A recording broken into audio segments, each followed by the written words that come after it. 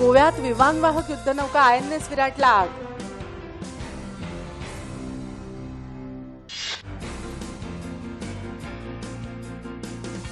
देशांतर्गत सुरक्षेसंदर्भात केंद्रीय गृहमंत्रालयाची नवी दिल्लीत महत्त्वपूर्ण बैठक.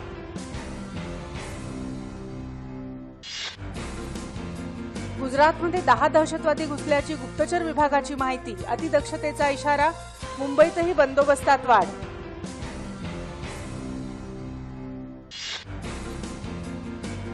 जम्मू काश्मीरमध्ये कुलगाम जिल्ह्यातल्या चकमकीत हिजबुल मुजाहिदीनचा एक दहशतवादी ठार, एक जवान जखमी.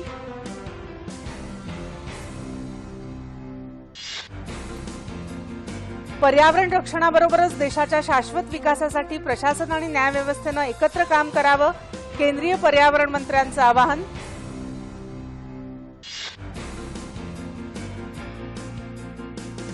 तब्बल 12 वर्षांनंतर यंदा सोमवारी महाशिवरात्र. देशभर मंदिरांमध्ये भाविकांची गर्दी.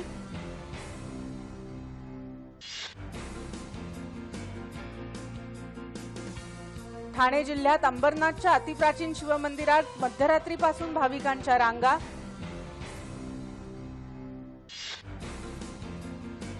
सिंधुदुर्ग जिल्ह्यात डंपर मालक चालक आंदोलनादरम्यान तोडफोड केल्याप्रकरणी नितेश राणेंसह 38 जणांना 10 मार्चपर्यंत पोलीस कोठडी.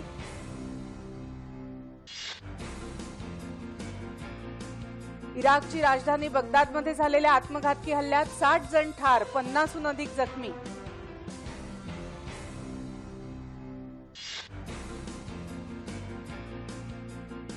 ईमेलचा शोध लावणारे रे टॉमलिन्सन यांचं वॉशिंग्टन इथं निधन.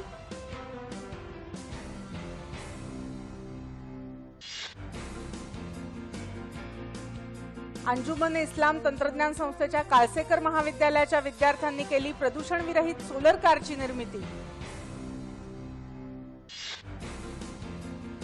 कझाकिस्तान इथं आशिया खंडासाठी होणाऱ्या ऑलिम्पिक पात्रता स्पर्धेसाठी योगेश्वर दत्तच्या नेतृत्वाखाली 17 सदस्यांचा कुस्ती संघ जाहीर. मुंबईत पिरामल गॅलरीत चित्रकार सायली घोटीकर यांच्या चित्रांचं प्रदर्शन 11 मार्चपर्यंत. द अनटोल्ड स्टोरी टू ही संकल्पना.